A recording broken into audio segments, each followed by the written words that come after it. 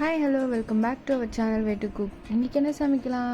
மைசூர் மசாலா தோசை எப்படி சமைக்கலாம் வாங்க பார்க்கலாம். ஒரு கடாயில் 2 டேபிள் ஸ்பூன் ஆயில் விட்டு 1/2 டீஸ்பூன் கடுகு, 1 டீஸ்பூன் உளுந்தம்பருப்பு, 1 டீஸ்பூன் கடலைப்பருப்பு சேர்த்துக்கலாம். 1 டீஸ்பூன் பொடியாக நறுக்கின இஞ்சி, 2 பச்சை மிளகா, கொஞ்சோண்டு கருவேப்பிலை, ஒரு பெரிய சைஸ் வெங்காயம் நீல வாக்கில் கட் பண்ணி சேர்த்துக்கலாம்.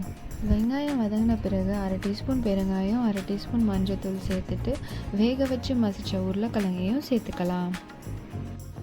1/2 கிளாஸ் தண்ணி ஊற்றிட்டு தேவையான அளவு உப்பு சேர்த்துட்டு 1/2 ஸ்பூன் லெமன் சாறையும் சேர்த்துக்கலாம். கொத்தமல்லி தூவி இறக்கிடலாம்.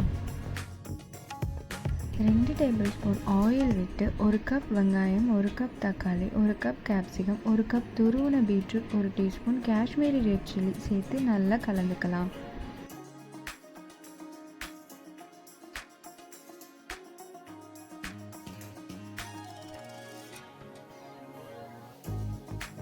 அரை கிளாஸ் தண்ணி ஊற்றிட்டு தேவையான அளவு உப்பு சேர்த்துக்கலாம்.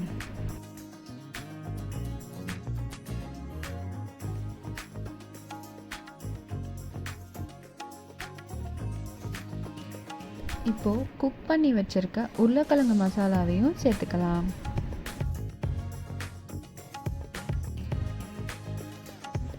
இப்போது நல்லா மசிச்சு விட்டுக்கலாம். இப்போது கொத்தமல்லி தூவி இறக்கி வச்சுக்கலாம். மசாலா ரெடி.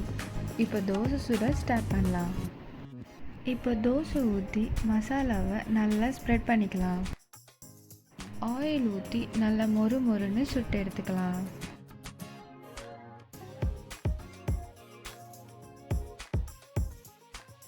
சுவையான மைசூர் மசாலா தோசை ரெடி.